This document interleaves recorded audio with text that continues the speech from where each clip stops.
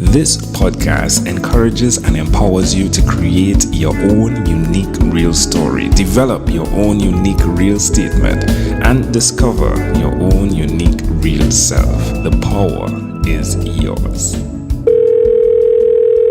Good night, Alena Chapman. How are you doing on this wonderful, beautiful night?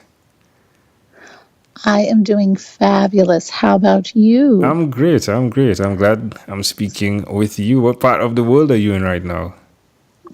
Right now, I am in the Midwest in Fort Wayne, Indiana. All right. Well, that's a great place to be now, isn't it? It is very cuddly inside because of the snow and the ice. I can only imagine. Yes. Do you hear my regrets in my voice? Did you hear the I regrets? can hear so many regrets. Oh, I feel so bad for you. Well, do tell us. I mean, which of your talents is responsible for us connecting at this specific time in history? Oh, it's definitely living with the spirit and the universe every day of my life. You sound so bubbly. You sound so energized, so happy. Thank you. Who did you learn that from? I learned that. I didn't learn it from someone. I actually learned it from a situation. And it actually was one of the worst parts of my life. And it was when I was getting divorced, and I have 3 beautiful boys. I can't say it was because of the divorce, but I can tell you that we were attacked so severely for almost 6 years on every level. And there was one time that I just thought, this is too much. I can't deal. And I remember I got in my car and I just let the car take me. You just want to just kind of go.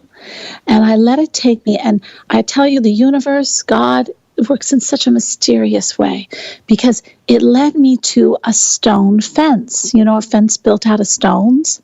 And I thought, I love stone fence. And it's like the universe knew that. And so I followed up this mountain, this stone fence, and it came to this old monastery that looked out over the town. And the trees around this monastery were very old. And so I got out of the car and I sat on the grass overlooking the town. And that's when everything really happened.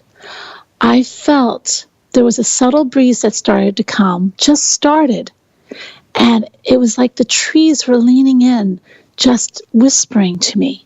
I could feel the strength. I could feel the security. I could feel the warmth of the trees. And then when I looked down on the ground, which didn't look that busy before, all of a sudden I could see insects and just life. And then this hawk would just circle right above me, over me, and over me.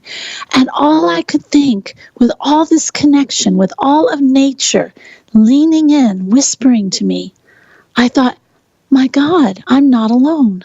I'm not alone. And that on top of that, I'm part of this.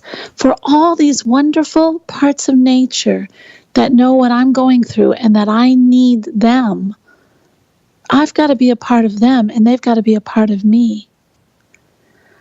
And I think that's when I've always been really religious and religious and spiritual, even from a little girl standpoint, when I was little.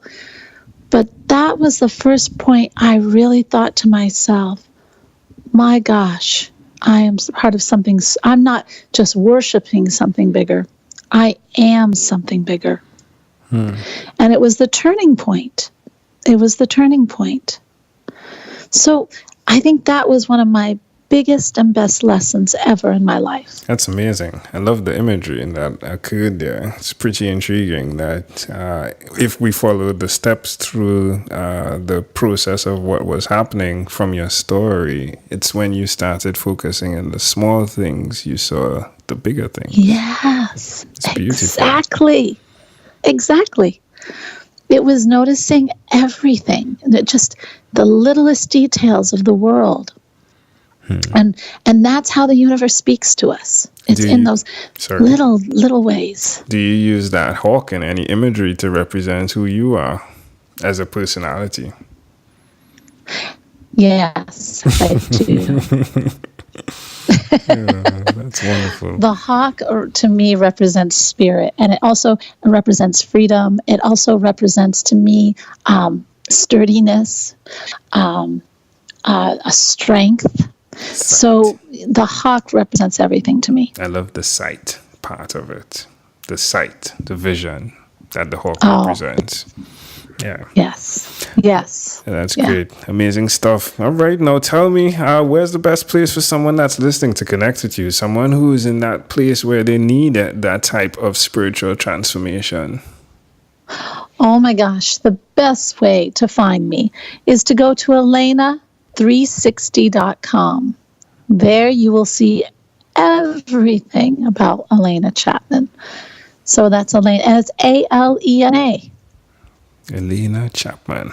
Wonderful. All right, my friend. Well, let's switch gears for a moment. Let me now invite you into my time machine that is surrounded with beautiful, warm, blue Caribbean water. What is your earliest childhood memory? Oh, my earliest childhood memory was I never liked nap time. I never liked it. So I would sit in my bed, and at that time it was a crib. I think I was between 2.5 and 3, somewhere in there. But my bed was, or my crib was up against the window, and I would sit there with my knees curled up, and I would look up out the window, and I could see the top of the willow tree against the blue sky. Ooh. And I remember even at that age, I just loved seeing that contrast. And I loved how it made me feel as a little girl. I remember I loved seeing the just how the leaves would move on the tree. And I would love to see the sky look so vast. I always felt like I could, I always felt like I could float. And I could fly by just watching how the leaves moved against that sky. And that's how I spent my nap time. You bad girl, you. How do you see that memory connecting to who you are today? I still love that feeling of peace, which I've established now in my life, and that feeling of just that freedom to float and that freedom to fly, just that no limitation. That's amazing. And that's what I've fostered in my life now with the Spirit.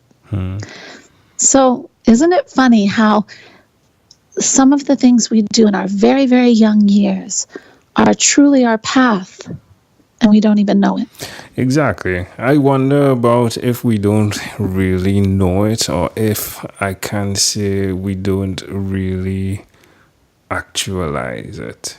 Because it's intriguing that the 2 times that you were told that you should do something that you didn't want to do, that your rest came from looking at that sky. The first story you told us, where you ventured along the stone wall. And now, when you were a child, go take your nap. But that place was that place of source for you, right? Like, you look to the sky again and those trees again. It's pretty intriguing. Yeah. Isn't that? And I guess it's the combination. I always find that I look up at the sky. I always do. And I always love the contrast of the trees against the sky. It's like freedom and security together. Freedom and strength. Willfulness, just that wispiness and strength. It gives that beautiful contrast in color and feeling. And for some reason, that's a very, very beautiful thing to me. We all have, if we take the time, we all can find things that have special meaning to us in the very little details. We just have to take the time. I totally agree. If we fast forward to when you were 12 years old, what was your favorite song? Oh gosh, I had to think back to that one. I liked Lucy in the Sky with Diamonds, surprise, surprise, by Elton John. And then my other one, I don't know if it was towards the end of that year, it was Rihanna by Fleetwood Mac. Those were my two favorites. Well, the Lucy in the Sky doesn't really surprise us, right? That No. definitely connects right there. That's pretty cool. Yeah. All right, my friend. Well, we've arrived at is. our destination, but before we get off of this time machine, there's a small declaration form. So it's yes or no. We're going to move pretty quickly here. Have you chosen someone to pass on your skills to? I have. I have a group called Savvy Sisterhood, and all these women grow. It's a community of women who love to grow spiritually and also in their business and their lives, but they value the friendship and the support and the sharing. It's a fabulous group. Are you married? I am not married. Do you have children? I have 3 beautiful boys. Do you believe in God? Totally. Do you have Yes. an inner circle of friends? I have wonderful, wonderful friends. Do you watch Yes. TV for more than 3 hours a day? Actually, no, I do not. How about 3 hours a week? Maybe 3 hours a week. What about screen time, the phone and the computer? Is it more than 8 or less than 8 hours a day? Less than 8, unless you count YouTube meditation tapes. All right. Well, Alena, if you had to share with us your own unique real statement, a statement that represents who you are, what would you say that is? I would say bring the spirit totally into your life and watch the magic of the world unfold. Love it. Alena, this was such a great pleasure. Before you leave, is there anything else you'd like to share with our amazing audience?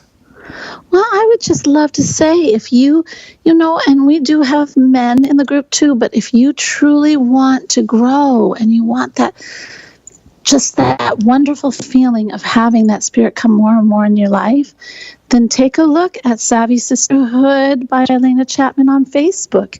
You can join for free. And so it's a fabulous community. Oh, there we go. I welcome you. There we go. Thank you, my friend Alena Chapman. Thank you for being on What Is Inspired by 12-Minute Convos with Angel Jones. Thank you so much for having me. I've had so much fun. That's wonderful. This segment has been brought to you by Amazel Enterprise.